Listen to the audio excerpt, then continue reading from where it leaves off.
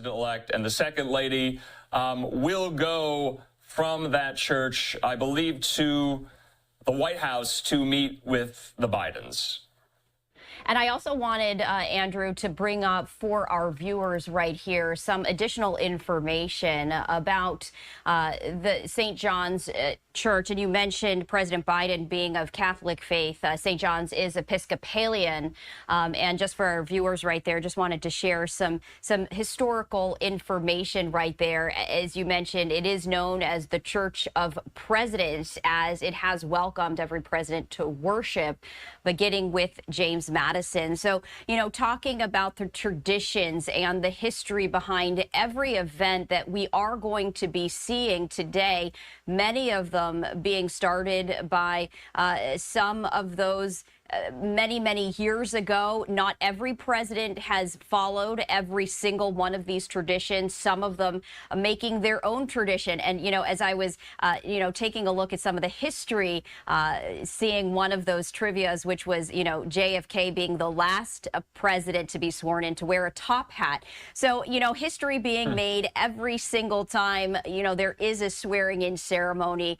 And I have to imagine, Andrew, that there is going to be history made. President-elect Trump, not one necessarily to stand on tradition. As he was mentioning, as he was campaigning, he is looking to forge a new path to disrupt the status quo, already doing that even before being officially sworn in and looking ahead to the next 4 years. I have to imagine we are likely going to be seeing a lot of firsts. Yeah, I think that will be somewhat evident in the slate of executive orders that will be kind of signed by Trump's pen and his hand today. Fox News Digital is reporting that there are scores of them ready to go. And that is what kind of the presidential transition is for, Stephanie. You have a lot of these people who are going to be working with you for the next 4 years. They're incoming White House staff, incoming agency staff.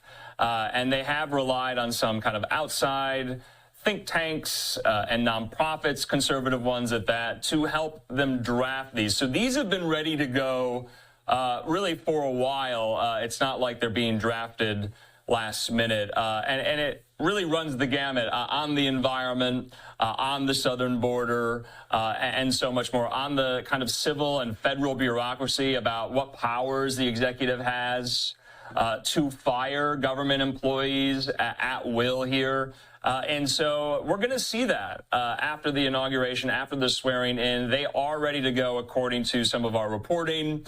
And that's what a transition is for. But to your point, Donald Trump in 2017, after winning the 2016 election, he vowed to change up the status quo. His very election was the definition of that. And you can argue, and historians will, on whether he did that in his first term. And so now we're going to see a second